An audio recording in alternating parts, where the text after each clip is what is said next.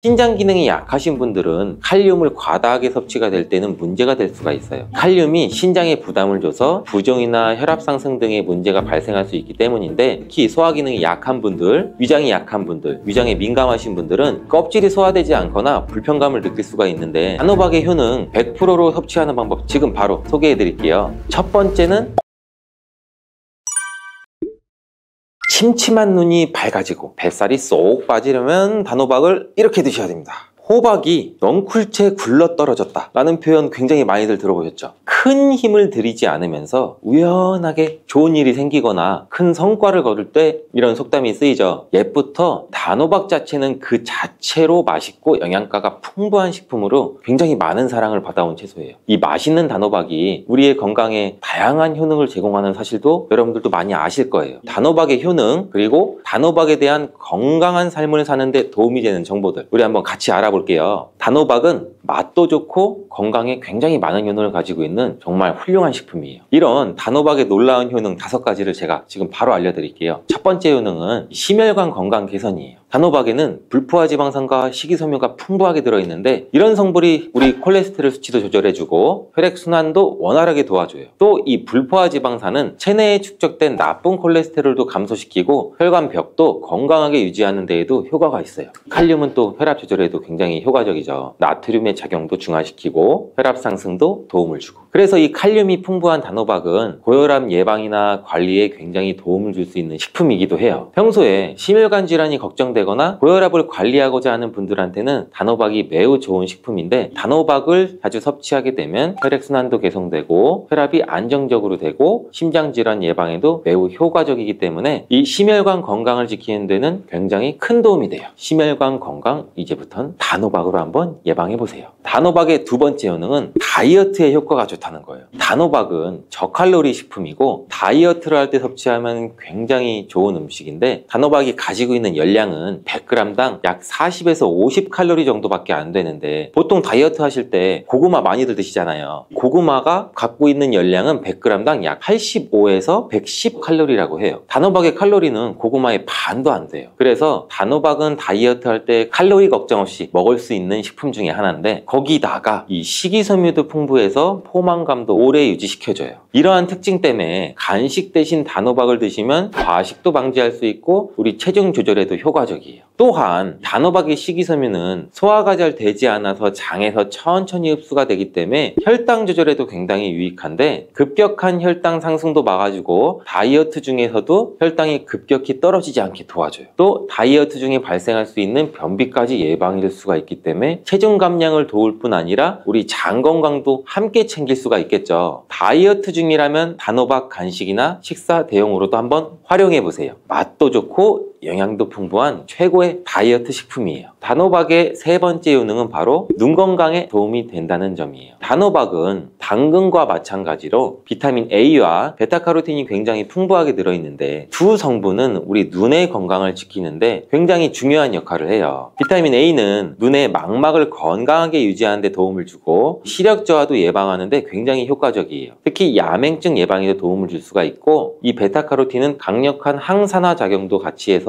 우리 눈의 피로도 덜어줘요. 눈의 노화를 늦추는데도 도움을 줄 수가 있겠죠. 혹시 하루 종일 스마트폰을 보고 모니터를 많이 보고 계시지 않으세요? 화면을 계속 들여다보는 현대인들한테는 단호박에 들어있는 비타민 A, 특히 중요한 영양소라고 할 수 있는데, 눈이 피로하거나 건조감을 느끼시는 분들한테는 단호박은 자연적인 해결책이 또 될 수가 있어요. 단호박을 섭취하면 눈 건강도 지키고 나이가 들면서 생길 수 있는 시력 저하나 노화 방지에도 도움을 줄 수 있는 식품이에요. 단호박은 정말 건강에 많은 이점이 있는 식품이죠. 단호박의 놀라운 효능 네 번째는 면역력 강화죠. 단호박에는 비타민 C와 아연이 풍부하게 들어있죠. 비타민 C는 면역세포를 활성화시켜서 감염 예방에 큰 도움을 주고, 아연은 또 백혈구의 생성도 돕고 체내에서 염증 반응도 조절하고, 단호박은 면역력도 길러주는 성분도 들어있다. 이렇게 알고 계시면 되는데, 겨울이나 특히 환절기, 감기나 독감 예방을 위해서도 면역력 증가도 원하시면 단호박을 또 꾸준히 섭취하는 게 굉장히 좋은 식습관이 되겠죠. 또 자주 피로감을 느끼거나 감기나 이런 데 쉽게 노출되시는 분, 단호박이 아주 좋은 식품이라는 거 알고 계시면 분명 도움이 되실 거예요. 단호박의 5번째 효능은 부종과 붓기를 개선하는 데 도움을 주는 거예요. 붓기에 호박이 좋다는 거 모르시는 분들 없을 거예요. 우리가 수술이나 시술을 받고 얼굴이 부을 때 약국만 가더라도 단호박즙 하시는 것도 많이 보셨을 거예요. 단호박에는 칼륨이 풍부하다고 말씀드렸는데 이 칼륨은 우리 몸에 있는 나트륨과 균형을 맞추고 몸 안에 불필요한 수분을 배출하는 역할을 해요. 그래서 부종도 완화하고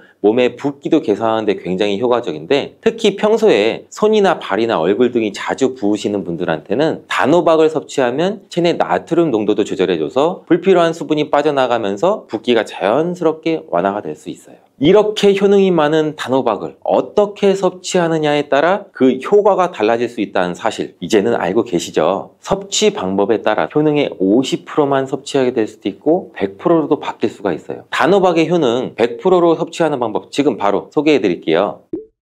첫 번째는 껍질까지 섭취하는 거예요. 단호박의 껍질은 과육과 견줘봐도 손색 없을 정도의 많은 영양소를 포함하고 있어요. 단호박의 껍질에는 대부분 폴리페놀이라는 게 함유되어 있고 드실 때는 꼭 껍질까지 함께 드시는 게 굉장히 중요한데, 단호박 껍질에는 단호박 속 알맹이에는 없는 페놀산이 들어있어요. 페놀산은 우리 노화도 방지해주고 혈액순환도 도와줘서 심혈관 질환 예방에도 굉장히 효과적이에요. 또 이 껍질에는 비타민 A랑 C 이러한 항산화 물질들이 포함되어 있어서 피부 건강과 면역력 강화에도 굉장히 효과적이에요. 그래서 단호박을 섭취할 때는 꼭 껍질까지 함께 드시는 게 좋은데, 물론 껍질을 드실 때는 꼭 깨끗하게 세척을 하고 농약이나 불순물 같은 게 묻어있지 않은지 잘 확인하고 드시는 게 중요하겠죠. 그리고 껍질이 두껍고 질기게 느끼신다면 부드럽게 찌거나 껍질째 구워서 섭취하면 훨씬 더 편안하게 드실 수가 있어요. 단호박은 버릴 게 하나도 없는 채소인데 호박잎도 몸에 굉장히 유익하다는 거 혹시 알고 계시나요? 호박잎은 비타민 A랑 C랑 칼슘, 철분이 풍부해서 뼈 건강에도 도움이 되고 항산화 성분도 많고 우리 몸에 염증도 줄여주고 소화 기능을 돕는 데도 굉장히 효과적이에요. 특히 피로 회복에도 좋고 우리 몸에 독소를 배출하는 데도 도움을 줄 수가 있는데, 호박잎은 찜이나 국, 볶음 등으로 다양하게 요리해서 섭취할 수가 있고, 호박잎을 섭취하는 것도 단호박을 더 효과적으로 활용하는 좋은 방법이니 버리지 말고 꼭 같이 요리해서 드셔보세요. 단호박을 드실 때 호박씨 빼놓을 수 없죠. 호박씨가 수면내에 도움을 준다는 거 혹시 들어보셨어요? 호박씨에는 트립토판이라는 성분이 들어있어서 이 성분은 수면 개선에 큰 도움을 줄 수 있는 성분이에요. 트립토판이라는 성분은 우리 수면 리듬을 조절해주는 세로토닌과 멜라토닌으로 변환이 되는데, 불면증이나 수면의 질이 낮은 분들한테는 호박씨는 정말 유용한 식품이에요. 이 호박씨에는 또 단백질과 건강한 지방이 풍부해서 혈당 조절에도 도움을 줄 수가 있는데, 혈당이 급격히 오르거나 내리는 것도 막아주고 당뇨병 예방에도 굉장히 효과적이에요. 그래서 호박씨는 다이어트에도 매우 좋고 식사 후 간식으로 섭취하면 또 포만감도 오래 유지시킬 수가 있겠죠. 여담으로 우리 왜 다른 사람 단점을 뒤에서 막 얘기하는 거 보고 뒷담화한다고 하잖아요. 근데 비속어로 호박씨 깐다 이러잖아요. 과연 어떤 것 때문에 이런 이야기가 나왔을까요? 저도 궁금해요. 혹시 아시는 분들 댓글 한번 달아주세요. 이렇게 단호박은 아주 건강에 좋은 식품인데 섭취할 때도 당연히 주의사항이 있어요. 건강을 지키기 위해서 몇 가지 단호박 섭취 시 유의사항을 알려드릴게요.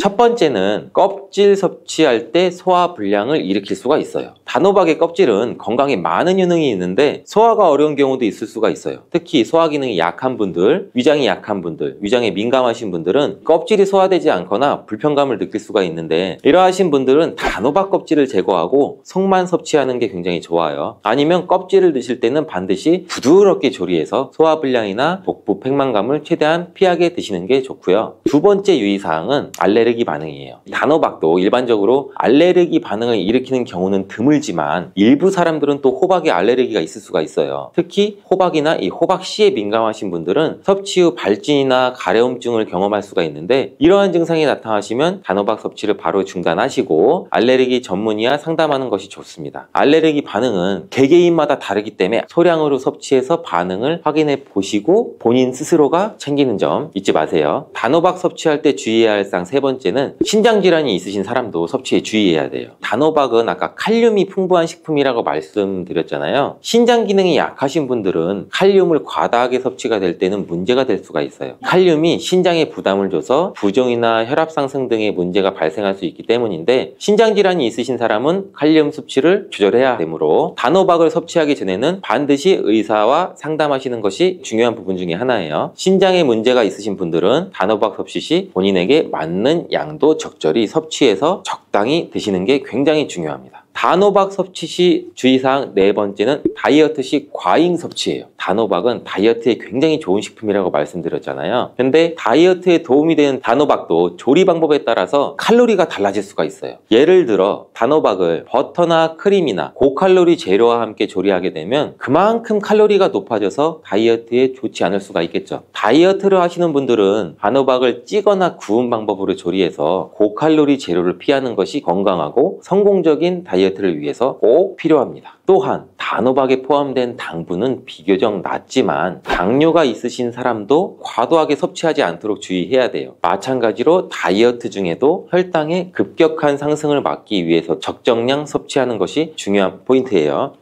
갑상선 저하증이나 항진증이 있으신 분들이 김을 많이 드시면 오히려 건강을 해칠 수가 있어요. 건강하신 분들은 김을 많이 드셔도 호르몬 조절이 잘 돼서 문제가 없지만, 이 갑상선에 문제가 있어 호르몬 조절이 잘 안 되시는 분들은 이 요오드의 수치가 높아지면 체내 활성산소가 증가되게 돼서 염증을 일으키고 갑상선 염도 유발해서 심해지면 갑상선 암까지도 발전시킬 수가 있어요. 우리 한국인의 식단에는 이미 요오드의 함량이 높기 때문에 김을 조금만 드셔도 요오드의 수치가 금방 높아질 수가 있어요. 따라서 갑상선에 문제가 있으신 분들은 김을 드실 때 주의해야 되는 거예요. 그렇다고 요오드가 풍부한 해조류와 같은 음식을 아예 드시지 말라고 말씀드리는 게 아니라 과량 섭취만 주의하시고 적정량은 드셔도 괜찮죠. 그렇다면 갑상선에 문제가 있는 분들이 김을 드실 때 혹시 해결 방법이 없을까요? 바다의 불로초, 해조류의 왕이라고 별명을 갖고 있는 김, 이런 몸에 좋은 김도 우리 잘못 먹으면 암에도 걸릴 수가 있고 치매에도 걸릴 수 있다는 사실 혹시 알고 계시나요? 아무리 좋은 음식도 제대로 알고 드실 때 건강을 지키는 보약이 될 수 있는 것이죠. 식탁 위에 빼놓을 수 없는 반찬, 굉장히 맛있죠. 김의 효능 5가지와 제가 김을 드실 때 주의해야 될 분들, 그리고 김과 함께 먹으면 보약이 되는 최고의 음식과 또 김을 굽는 방법, 좋은 김을 고르는 방법까지 김에 대한 모든 것을 제가 지금 바로 알려드릴게요. 입맛도 없고 마땅한 반찬도 없을 때 김 하나만 있어도 우리 밥 한 그릇 뚝딱 해치우잖아요. 저도 마찬가지지만 저희 아이들도 맨날 밥 투정 하다가도 김 하나 딱 넣으면 밥 투정 반찬 투정 안 해요.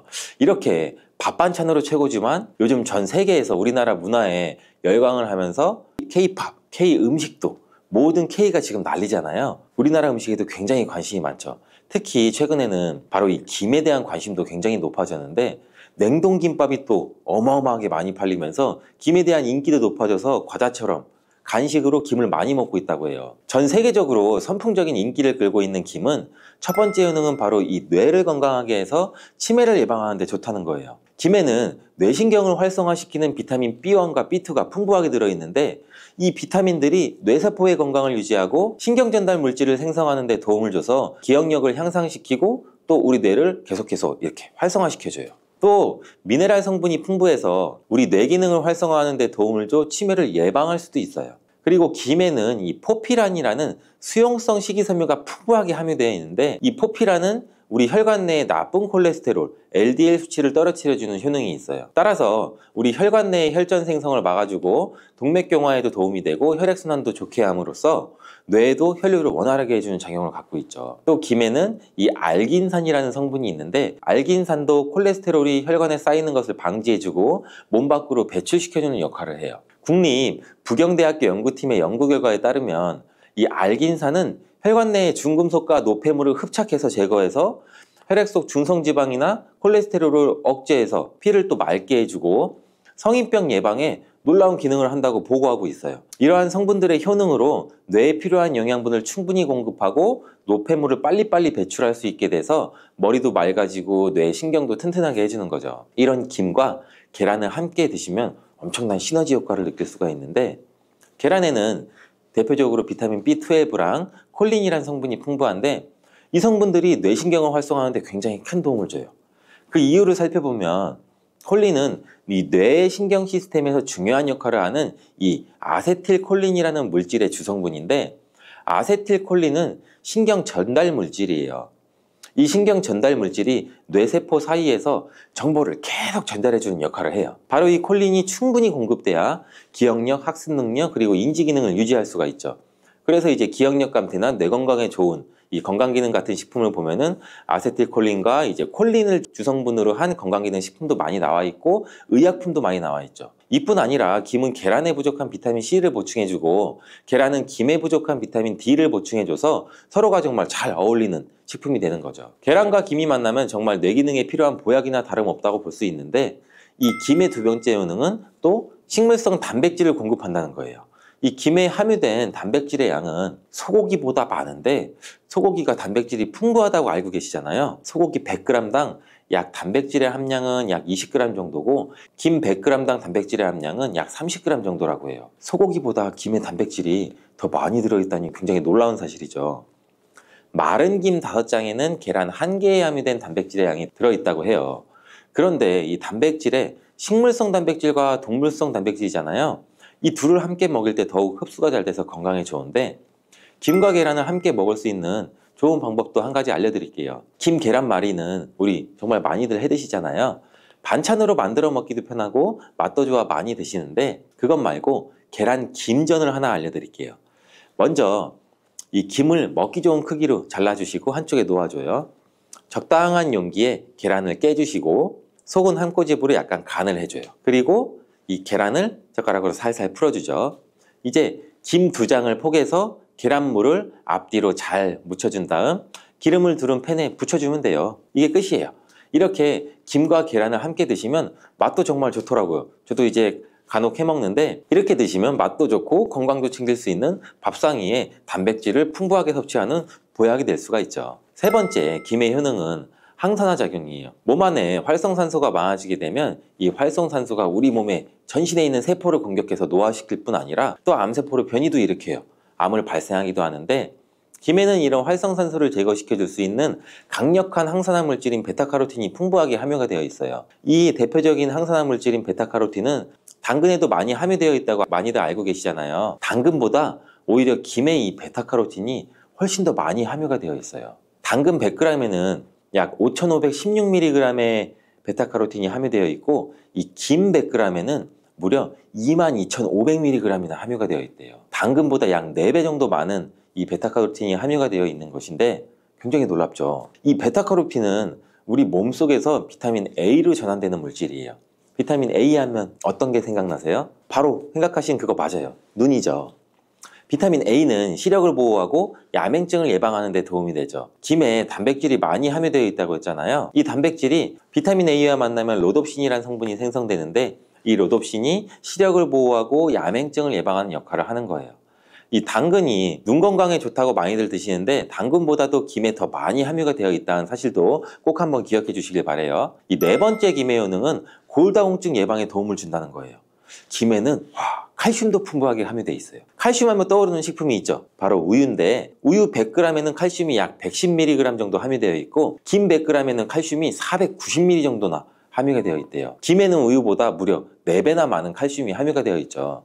나이가 들면서 특히 여성분들이 골다공증 발병률이 굉장히 높아 힘든 경우가 많은데, 저희 어머니도 골밀도가 낮아서 병원에서 이 골다공증 처방약을 받아 드세요. 주변에도 중년의 나이를 넘으시고 폐경 이후에 계신 분들이 오히려 골다공증 발생 확률이 굉장히 높은데, 우리나라 사람들의 이 부족한 영양소가 바로 칼슘이어서 이런 현상이 많이 나타나는 거예요. 칼슘이 부족하면 뼈가 약해지고 점점 골밀도가 낮아져서 골다공증이 발병하는 건데, 김에 함유된 칼슘은 특히 우리 몸에 흡수가 잘 돼서 정말 좋아요. 우유보다 4배나 많은 칼슘을 가지고 있는 김을 평소에 충분히 드신다면 골다공증 예방에도 도움을 받을 수가 있죠. 김을 드실 때 먹는 방법을 알고 드시는 것도 좋겠죠. 이 김의 영양소를 잘 흡수할 수 있도록 먹는 방법이 있는데, 김을 구울 때 보통 어떻게 하시나요? 보통 기름을 김에 바르고 불에 구워 드시잖아요. 그렇게 하시면 안 돼요. 이 마른 김을 아무것도 바르지 않은 달궈진 팬 앞에 앞뒤로 5초씩 살짝 먼저 구운 다음에 그 다음 들기름을 발라 드시면 돼요. 순서가 바뀐 거죠. 김에 열을 가하게 되면 김에 함유된 영양소는 체내 흡수율이 높아져요. 근데 들기름을 굽기 전에 바르지 않고 구운 후에 바르는 이유는 들기름은 바른 채로 굽게 되면 오히려 들기름이 산패돼서 건강을 해칠 수가 있어요. 열을 가하지 않은 들기름을 바르면 들기름의 불포화 지방산이 또 혈관을 깨끗하게 해주는 데 도움을 줄 수 있어서 더욱더 건강한 식사를 하실 수가 있죠. 5번째 김의 효능은 이 당뇨를 완화시키는 데 도움을 줄 수 있다는 거예요. 당뇨병이 있으신 분들은 당뇨약을 드시게 되면 비타민 B12가 결핍된 분들은 굉장히 많은데, 그래서 이렇게 대학병원 앞에서 처방을 이렇게 받다 보면은 당뇨약과 비타민 B12 의약품을 함께 처방한 경우도 많아요. 이 비타민 B12가 작용하는 게 굉장히 많은데, 당뇨 환자들은 일단 기본적으로 피가 걸쭉걸쭉해지는 효과를 갖고 있기 때문에 혈액순환이 잘 안 돼요. 그래서 이제 발끝, 손끝, 거기에 해당하는 질환이 굉장히 많은데, 그걸로 인해서 이제 말초신경 질환이 같이 발생할 수가 있죠. 그래서 비타민 B12를 같이 처방을 해주는 이유인데, 이 김에 바로 비타민 B12가 풍부하게 함유되어 있어 당뇨병으로 인한 이 말초연관 증상을 완화시키는 데도 굉장히 큰 도움을 줄 수가 있어요. 2017년 한국식품과학회지에 실려있는 연구에서 당뇨 환자들이 김을 섭취하면 또 혈당 수치를 낮추는 데도 도움이 된다고 보고했고요. 이는 김에 함유된 비타민 B12 때문이라고 밝혀졌어요. 당뇨 환자는 비타민 B12가 결핍되기 쉬운데, 이 비타민 B12는 고기에 보통 많이 함유가 되어 있어요. 당뇨 환자의 식단은 또 채식인 경우가 많아서 이 영양소를 섭취할 수 있는 기회가 또 적어지는데, 이 당뇨 환자에게 처방되는 메트포르민 성분의 계열의 성분들의 약물이 또 비타민 B12의 흡수도 방해해서 이 성분이 결핍될 가능성은 더욱 높아지죠. 이 당뇨 환자들은 고혈당으로 인해서 또 신경이 많이 손상되는데, 이 때문에 손발끝이 저리거나 통증이 오는 신경합병증도 많이 발생되죠. 이 증상을 완화시키고 신경이 손상되지 않도록 보호해주는 역할을 비타민 B12가 또 해주죠. 이런 이유로 당뇨 환자는 비타민 B12의 섭취를 신경 써서 해주는 것이 굉장히 좋지만, 말씀드린 대로 육류 식단은 또 당뇨 환자의 식단에 잘 들어가 있지 않기 때문에 비타민 B12가 풍부한 김을 섭취하는 게 당뇨 환자에 정말 좋은 대안이 될 수 있는 거예요. 비타민 B12의 하루 권장 섭취량은 약 2.4 마이크로그램인데, 이는 자르지 않은 김 한 장만으로 섭취해도 충분히 섭취할 수 있는 양이에요. 당뇨가 있는 분들이라면 오늘부터 식사하실 때 김을 꼭 드셔야겠죠. 다만 시중에 판매되는 조미김은 기름에 구워지고 그 기름이 산패될 가능성이 높아서 오히려 건강에 해로울 수 있으니, 알려드린 대로 마른 김에 기름을 바르지 않고 달궈진 팬에 살짝 구워 드시길 추천드려요. 그런데 이렇게 평소에 많이 드시고 계신데 잘못 드시면 건강을 해칠 수도 있다는 사실 알고 계신가요? 특별히 갑상선이 약하신 분들은 김을 섭취하는 데 주의하셔야 돼요. 갑상선은 우리 몸에서 가장 중요한 내분비 기관 중 하나인데, 갑상선은 이 목 부분 기관지 아래에 위치한 나비 모양의 내분비 기관이에요. 중요한 여러 기능을 하지만 그 중에서도 특별히 대사율을 조절하는 기능을 해요. 갑상선에서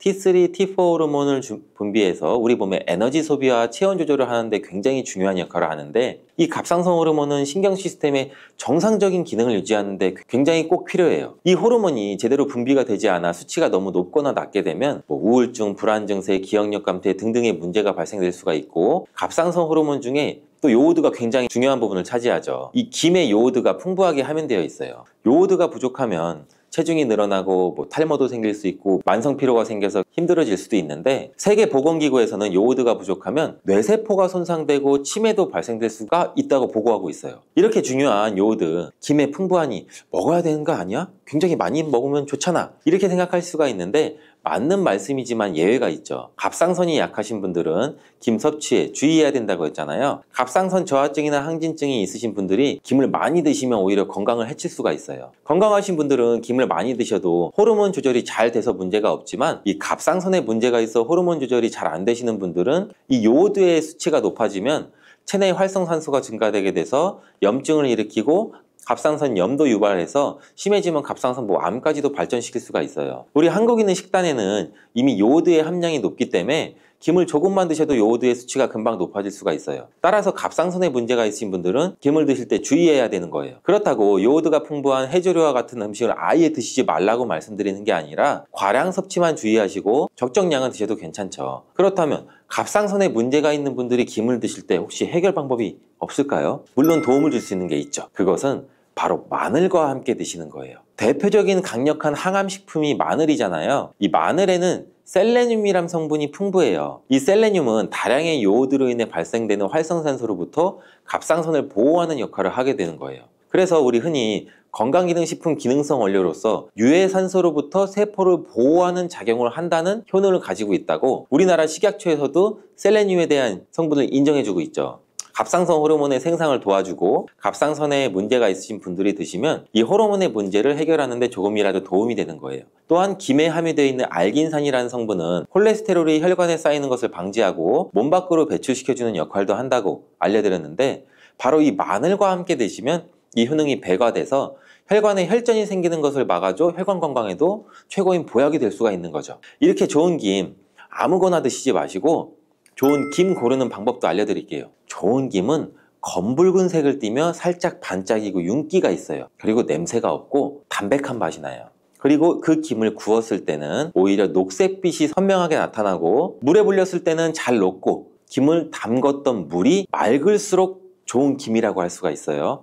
미국의 당뇨병협회 학술지에 따르면 매일 약 57g 정도의 피스타치오를 섭취한 당뇨 환자는 당 수치와 인슐린 감소에 도움이 된다고 발표했어요. 피스타치오는 특히 임신성 당뇨를 예방하는 데 탁월한 효과를 보여 임산부의 혈당 수치 조절에 굉장히 많은 도움을 주는 것으로 알려져 있어요. 다만 주의하실 것은 시중에 판매되는 피스타치오에는 소금간이 되어 있는지를 확인하셔서 소금이 들어있지 않은 제품으로 구매하시길 바래요. 네 번째로 당뇨에 좋은 간식은 과일이에요. 당뇨가 있으신 분들은 과당 때문에 대부분 과일을 먹으면 안 되는 것으로 알고 계신데, 과일에 대한 오해 때문이에요. 과일의 당이 당뇨에 좋지 않다는 건 사실이지만 과일도 우리 잘만 드시면 오히려 당뇨에 도움을 줄 수가 있어요. 다만 한 가지 조건은 정제된 당분을 섭취하지 않는 상황에서 천연당인 과일을 드셔야 된다는 거예요. 과일 중에서도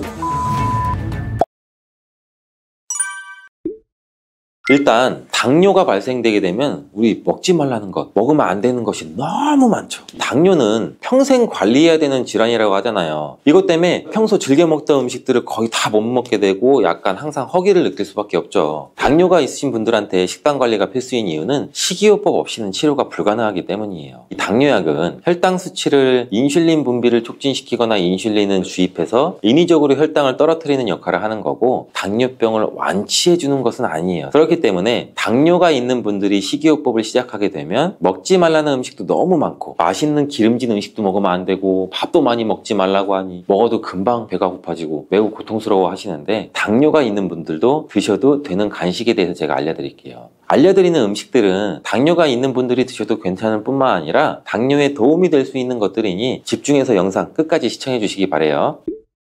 첫 번째는 바로 초콜릿이에요. 당뇨가 있는데 초콜릿이라니 깜짝 놀라셨죠? 정말 의외의 간식이 초콜릿인데요. 다만 아무 초콜릿이나 드시면 안 되고 다크 초콜릿을 드셔야 해요. 일반적인 초콜릿에는 카카오 말고도 당 성분이 많이 함유되어 있기 때문에 당뇨가 있는 분들은 드시면 안 되지만 90% 이상의 카카오로 만들어진 다크 초콜릿은 간식으로 소량씩 드셔도 괜찮아요. 당을 조절해야 되는 이유는 혈당이 올라가게 되면 우리 혈관 속에서 당이 산화돼서 여러 가지 합병증을 일으키기 때문인데, 그런데 다크 초콜릿의 카카오에는 폴리페놀 성분이 있어서 산화작용을 막아주는 역할을 하게 되는 거예요. 그래서 당뇨 환자들의 합병증을 예방하는데 도움을 줄 수 있는 간식이 될 수 있는 거죠. 카카오의 함량이 높아질수록 단맛은 줄어들고 카카오의 씁쓸한 맛은 강해지기 때문에 일반적으로 초콜릿에는 당 성분뿐 아니라 맛을 좋게 하기 위해서 여러 가지 들어가게 되죠. 초콜릿을 구매하실 때 성분표를 확인해서 카카오의 함량이 높은 것을 구매하시길 바래요. 두 번째로 당뇨에 좋은 간식은 바로 삶은 계란이에요. 당뇨가 있는 분들은 특히 단백질의 섭취는 굉장히 중요해요. 그 이유가 바로 근육 때문인데, 중년 이후의 나이가 되시면 근손실이 급격히 일어나게 되는데, 근육이 많을수록 혈액 속의 당분 대사를 촉진을 할 수가 있어 혈당 수치를 낮추는 데 직접적으로 도움을 주게 돼요. 이 때문에 근육을 유지하는 것은 당뇨에 굉장히 중요한 부분이에요. 단백질의 섭취가 중요한 이유도 단백질의 대사를 하기 위해서는 더 많은 에너지가 필요해서 인슐린 분비를 자극하지 않고 진행되기 때문에 당뇨가 있는 분들뿐만 아니고 다이어트 하시는 분들한테도 도움이 돼요. 계란 한 개에는 약 6g 정도의 단백질이 함유되어 있고 탄수화물은 거의 없어서 혈당을 낮추는 데 도움이 되고, 위에 머무르는 시간이 3시간 정도 되기 때문에 포만감이 오래 지속될 수 있어요. 국내 연구진의 연구 결과 하루 3개 이상의 계란을 섭취한 사람은 그렇지 않은 사람에 비해서 대사증후군에 걸릴 확률이 남자는 54%, 여자는 약 46% 정도 낮았다고 해요. 계란을 섭취하면 계란에 함유된 레시틴이란 성분과 여러 항산화 물질들이 우리 인슐린의 민감성을 개선하는 데 도움을 주기 때문에 당뇨에 도움이 되는 거예요. 계란은 기름에 조리한 후라이보다는 삶은 것을 드시는 것을 권장드리고요. 흰자만 먹는 것보다는 노른자와 함께 드시는 게 좋아요. 계란의 영양소는 흰자보다 노른자에 훨씬 더 많이 함유가 되어 있기 때문인데요. 소화가 잘 되지 않는 분들은 흰자는 충분히 익혀 드시고 노른자는 익히지 않고 드시는 것, 즉 반숙으로 드시는 게 소화가 잘 된다는 거 기억해 주시길 바라고요. 세 번째로 당뇨에 좋은 간식은 피스타치오예요. 미국의 당뇨병협회 학술지에 따르면 매일 약 57g 정도의 피스타치오를 섭취한 당뇨 환자는 당 수치와 인슐린 감소에 도움이 된다고 발표했어요. 피스타치오는 특히 임신성 당뇨를 예방하는 데 탁월한 효과를 보여 임산부의 혈당 수치 조절에 굉장히 많은 도움을 주는 것으로 알려져 있어요. 다만 주의하실 것은 시중에 판매되는 피스타치오에는 소금간이 되어 있는지를 확인하셔서 소금이 들어있지 않은 제품으로 구매하시길 바래요. 네 번째로 당뇨에 좋은 간식은 과일이에요. 당뇨가 있으신 분들은 과당 때문에 대부분 과일을 먹으면 안 되는 것으로 알고 계신데 과일에 대한 오해 때문이에요. 과일의 당이 당뇨에 좋지 않다는 건 사실이지만 과일도 우리 잘만 드시면 오히려 당뇨에 도움을 줄 수가 있어요. 다만 한 가지 조건은 정제된 당분을 섭취하지 않는 상황에서 천연당인 과일을 드셔야 된다는 거예요. 과일 중에서도 블루베리가 특히 좋은데 블루베리의 보라색에는 안토시아닌이라는 성분이 풍부하게 함유가 되어 있어요. 이 안토시아닌이라는 성분은 우리 혈관에 있는 포도당을 근육에 저장시켜주고 간에서 포도당이 합성되는 것을 억제시켜줘서 혈당을 낮춰주는 작용을 해요. 미국의 당뇨병협회는 블루베리를 당뇨병 슈퍼푸드라고 부르면서 블루베리를 꾸준히 섭취하면 인슐린 감수성을 향상시키고 혈당을 낮추는 데 도움이 된다고 발표도 했어요. 하루에 150g의 블루베리를 섭취한 실험군은 혈당 스파이크의 발생률이 낮아졌고 인슐린 수치 또한 낮아진 것으로 확인되었다고 발표했어요. 그리고 사과에는 펙틴이라는 식이섬유가 많이 함유가 되어 있는데 펙틴이라는 성분은 혈당을 낮춰주는 작용을 해서 천연 당뇨약이라고 불리기도 해요. 또한 사과는 껍질째 드시는 게 굉장히 좋은데 우리 몸에 좋은 영양 성분이 껍질에 거의 다 함유가 되어 있어요. 이 외에도 신맛을 나는 과일들이 당뇨에 탁월한 효능을 발휘한다고 해요. 신맛을 내는 과일에는 유기산이 풍부한데 유기산은 혈관 청소를 해주는 역할을 하게 돼요. 그리고 이 신맛 나는 과일에는 강력한 항산화제인 비타민 C, E, 셀레늄, 아연 등이 풍부해서 우리 몸 안의 염증을 치료해주고 산화된 혈관을 회복시켜주는 역할을 같이 해주기도 해요. 과일이 당뇨에 도움될 수 있지만 드시면 또 안 되는 것이 있어요. 그건 바로 말린 과일과 과일 주스예요. 말린 과일은 당도가 높고 많이 드시게 되면 혈당을 급격히 높일 가능성이 있어요. 그리고 과일 주스에도 식이섬유가 하나도 없고 당 성분이 첨가된 것들이 굉장히 많죠. 혈당 스파이크를 일으키는 주범이 될 수가 있겠죠. 과일을 드실 때는 가공된 과일이 아닌 천연 상태의 과일을 드시길 추천드리고 다섯 번째 당뇨에 좋은 간식은 바로 당근이에요. 당근이 당뇨에 좋지 않다고 간혹 잘못 알고 계시는 분들이 있는데 당근에는 카로티노이드라는 성분이 굉장히 풍부해요. 이 성분이 강력한 항산화 물질인데 당뇨로 인한 혈관 합병증을 예방하는데 탁월한 효능을 발휘하는 성분이에요. 당근을 손가락만한 크기로 잘라서 보관하셨다가 공복에 허기가 생길 때 꺼내 드시면 허기도 사라지고 혈당 관리에도 좋고 당뇨나 합병증도 예방할 수 있으니 한번 씹어 드셔보시길 바래요. 함께 드시면 좋은 채소로는 오이, 샐러리, 파프리카 등등이 있습니다. 여섯 번째로 당뇨에 좋은 간식은 볶은 콩이에요. 검은 콩의 껍질에는 강력한 항산화 성분인 안토시아닌이 풍부하게 함유가 되어 있고 콩에는 단백질도 풍부하게 함유가 되어 있어 불포화 지방산도 들어있어요. 볶은 콩은 심혈관 질환을 예방하는 데 탁월할 뿐만 아니라 담즙 분비를 촉진하는 데에도 큰 도움을 주는데 변비가 있으신 분들한테도 도움을 주고 근손실을 방지하고 다이어트에도 도움을 줄 수가 있어요. 당뇨병이 정말 무서운 이유는 당뇨로 인해서 이 혈관에 문제를 일으키기 때문인데 우리 몸은 전체가 혈관으로 이루어져 있기 때문에 우리 몸 전체에 합병증을 일으킬 수 있는 가능이 있다는 거죠. 대표적인 것이 심혈관 질환인데 심장병, 심방세동, 심근경색, 뇌혈관 질환, 파킨슨 치매 등등등 일으킬 수가 있어요. 또 관절과 말초신경에도 문제를 일으킬 수가 있는데 당뇨로 발가락, 더 나아가 발목까지 절단하는 상황까지 이루어질 수 있는 굉장히 무서운 질환이에요. 눈의 혈관에도 문제를 일으키면 실명에까지도 이를 수가 있는데 최근 논문에 따르면 당뇨에 걸린 사람은 암에 걸릴 확률이 50%까지 증가하는 것으로 보고되고 있어요. 당뇨는 이렇게 단순히 혈당의 문제가 아니라 몸 전체의 질병을 일으킬 수 있는 굉장히 무서운 병이에요. 그렇기 때문에 식이요법을 철저히 해서 당뇨를 예방하고 처방약을 드시는 분들은 식이요법과 병행해서 치료해야 되는 게 가장 좋은 방법이에요.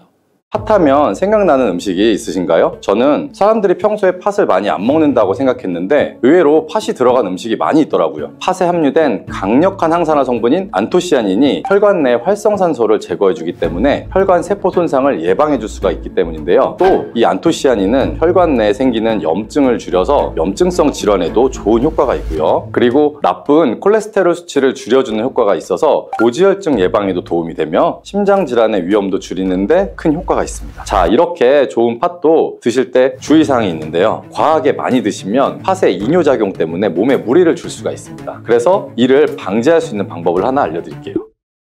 팥 이렇게 드시면 당뇨가 사라지고 뱃살이 쏙 빠집니다. 여러분, 겨울에 동지가 되면 우리가 무얼 먹나요? 바로 팥죽이죠. 또 겨울 간식으로 이 팥이 들어간 붕어빵, 호빵 같은 간식도 자주 먹는데요. 이 팥과 함께 먹으면 보약과 같은 효과를 만들 수 있는 식품들도 있고 또 잘못 먹으면 오히려 건강에 마이너스가 되는 음식도 있습니다. 그래서 오늘은 이 팥의 효능 8가지와 드실 때 주의할 점, 그리고 함께 드시면 좋은 음식 4가지에 대해서 알려드리겠습니다. 팥하면 생각나는 음식이 있으신가요? 저는 사람들이 평소에 팥을 많이 안 먹는다고 생각했는데 의외로 팥이 들어간 음식이 많이 있더라고요. 대표적인 음식은 시루떡이 있고요. 그리고 겨울에 간식으로 많이 먹는 붕어빵, 또 우리가 제과점에서 사 먹는 빵들에도 팥이 생각보다 많이 들어있습니다. 또 여름에는 제일 좋아하는 팥빙수도 있고요. 겨울에는 동지가 되면 팥죽도 먹게 되죠. 자, 이런 팥 요리를 집에서 해 먹는 경우도 많은데 팥을 집에서 직접 삶을 때 혹시 소다를 넣고 삶는 분들 많지 않으시나요? 팥을 삶을 때 이 소다를 넣게 되면 팥의 색상이 더욱 선명해지고 팥을 더욱 부드럽게 해주어서 팥을 삶는 데 걸리는 시간을 줄여주기 때문인데요. 하지만 앞으로 절대 이 소다를 사용하지 마시기 바랍니다. 그 이유는 소다를 넣고 팥을 삶게 되면 팥의 영양소가 파괴가 돼서 우리가 팥의 좋은 성분을 모두 흡수할 수 없게 되기 때문이에요. 자, 그래서 어떻게 그런 팥 요리를 하는 게 좋은지 제가 말씀드릴게요. 자, 팥을 삶을 때는 먼저 흐르는 물에 깨끗이 세척해서 이물질을 모두 제거해 주시고요. 물에 담가서 한 4시간 정도를 충분히 불려주세요. 그렇게 해서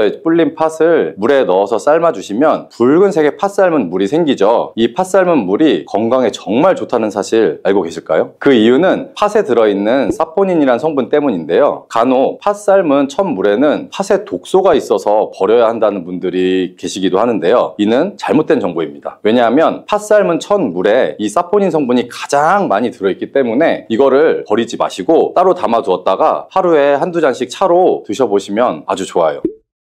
자, 그럼 이제 팥의 효능에 대해서 말씀을 드릴 건데, 자, 첫 번째는 혈관 건강에 많은 도움이 된다는 겁니다. 앞에 말씀드린 팥물은 혈관 청소부라는 별명이 있을 정도로 혈관을 깨끗하게 해주는 효과가 있습니다. 그 이유는 팥에 함유된 강력한 항산화 성분인 안토시아닌이 혈관 내 활성산소를 제거해주기 때문에 혈관 세포 손상을 예방해줄 수가 있기 때문인데요. 또 이 안토시아닌은 혈관 내에 생기는 염증을 줄여서 염증성 질환에도 좋은 효과가 있고요. 그리고 나쁜 콜레스테롤 수치를 줄여주는 효과가 있어서 고지혈증 예방에도 도움이 되며 심장 질환의 위험도 줄이는데 큰 효과가 있습니다. 이뿐 아니라 조선시대 기록에 보면 이 팥물로 세안을 했다는 기록이 있습니다. 팥물로 세안을 하면 피부에 노폐물을 제거하는 데도 좋고 피부를 맑고 건강하게 해준다고 하네요. 비누가 없던 시절에 이 피부 건강을 위해 사용했던 선조들의 지혜가 정말 놀랍지 않나요? 자, 팥의 효과 두 번째는 당뇨병의 개선에 도움을 주는 겁니다. 2014년에 발표된 한 연구에서 팥을 섭취할 때 2형 당뇨병 환자 혈당 수치와 인슐린 저항성이 개선된다고 도움이 되는 것으로 보고가 됐었습니다. 이 연구에서는 약 4주 동안 매일 팥을 섭취하게 했는데 당뇨 환자들의 공복 혈당 수치가 무려 평균 19.5%가 감소하였고 인슐린 저항성 또한 줄어든 것으로 나타나서 당뇨가 있거나 혹은 당뇨 예방에 필요하신 분들은 꼭 팥을 꾸준히 드셔보시기를 한번 권해드립니다. 자, 그리고 세 번째 팥의 효능은 몸의 부종을 제거하고 다이어트에 도움을 주는 겁니다. 자, 잘 보세요. 다이어트 하시는 분들 많으실 텐데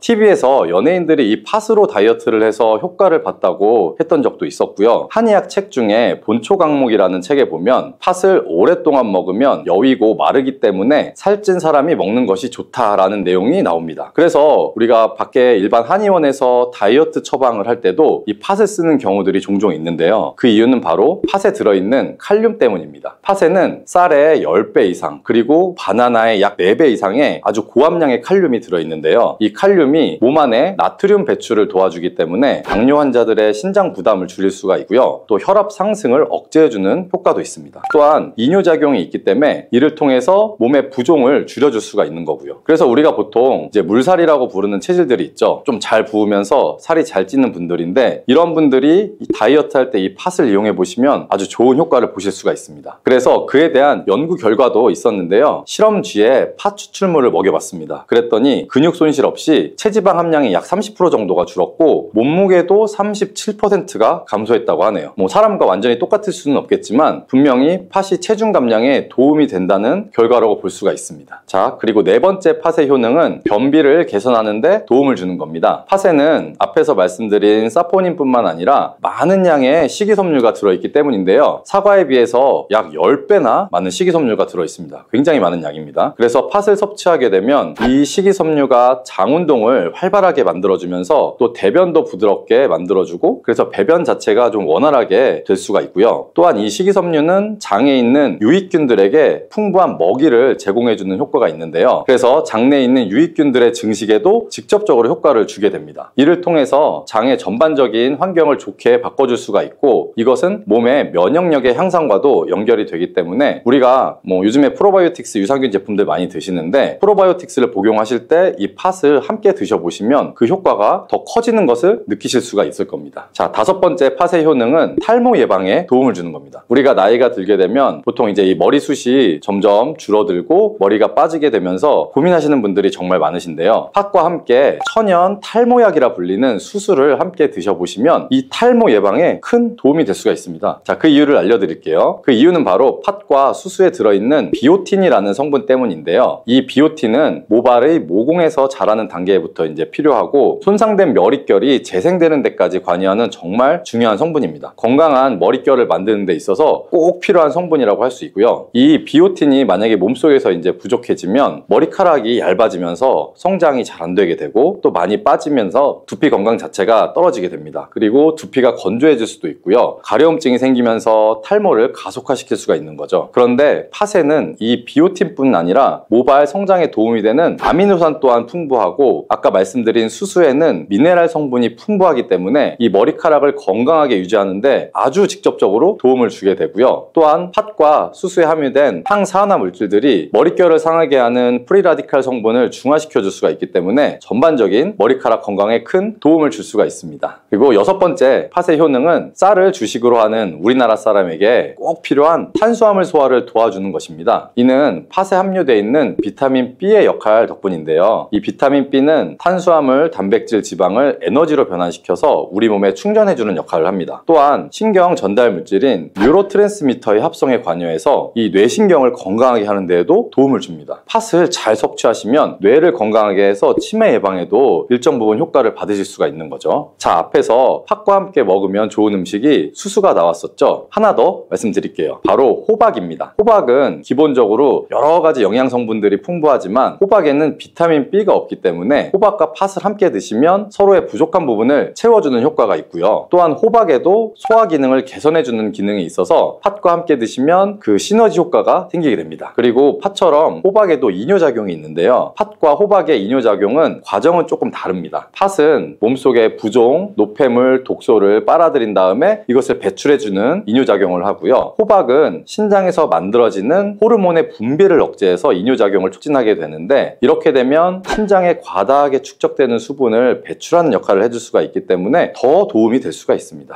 자, 일곱 번째 팥의 효능은 빈혈을 개선하는 데 도움을 주는 겁니다. 보통 우리 몸에 철분이 부족해지면 빈혈 증상이 나타나게 되죠. 어지럽고 두통이 생기거나 또 몸에 힘이 없어서 체력이 떨어지는 이런 증상들이 나타나게 되는데, 팥에는 앞에서 얘기했던 단백질, 식이섬유, 칼륨, 비타민, 비오틴뿐만 아니라 바로 칼슘과 철분이 아주 많이 풍부합니다. 팥에 함유된 철분의 함량이 우유의 약 100배나 된다는 사실 알고 계셨나요? 그래서 팥을 드시면 철분 부족으로 인한 빈혈을 개선하는 데 도움이 되기 때문에 빈혈이 있으신 분들은 꼭 기억하시면 좋겠습니다. 자, 여덟 번째 팥의 효능은 스트레스를 줄여주는 데 도움을 주는 겁니다. 팥에 함유된 비타민 B가 이 신경계를 안정화시켜주는 효과가 있기 때문에 우리가 스트레스를 받을 때 오는 여러 가지 증상들을 줄여줄 수가 있고요. 또 팥에는 마그네슘의 함량도 높은데요. 마그네슘 또한 신체의 스트레스 반응을 조절하는 데 아주 중요한 역할을 해줍니다. 팥입니다. 그래서 팥 속에 들어있는 이 마그네슘을 통해서도 스트레스를 받았을 때 우리 몸이 회복되는데 도움을 받을 수가 있는 겁니다. 그리고 팥에는 복합 탄수화물도 풍부한데요. 이 복합 탄수화물은 천천히 소화가 돼서 우리 몸의 급격한 이 혈당 상승을 방지해주고 일정한 에너지 공급을 유지하는 데 도움이 됩니다. 이는 우리가 스트레스 상황에서도 안정적으로 에너지 공급을 유지할 수 있게 해줘서 스트레스를 관리하는 데 도움이 될 수가 있습니다.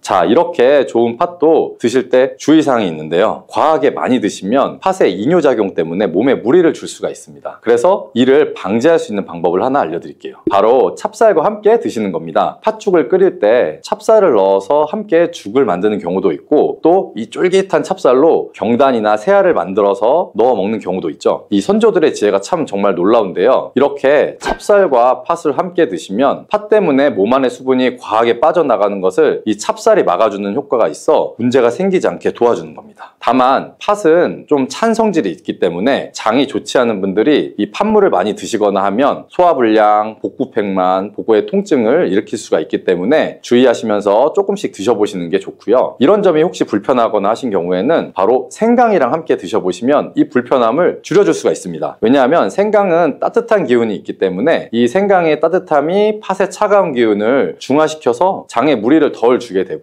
또 팥에는 항암 효과가 뛰어난 안토시아닌이 많이 들어있는데 이 생강의 매운맛을 내는 진저롤과 쇼가올 성분이 몸속의 발암물질을 제거해주는 효과가 있습니다. 그리고 생강을 드실 때 이것을 쪄서 말려서 드시면 이런 효과가 약 10배 정도 증가하게 된다고 하니까 꼭 기억하시면 좋겠습니다.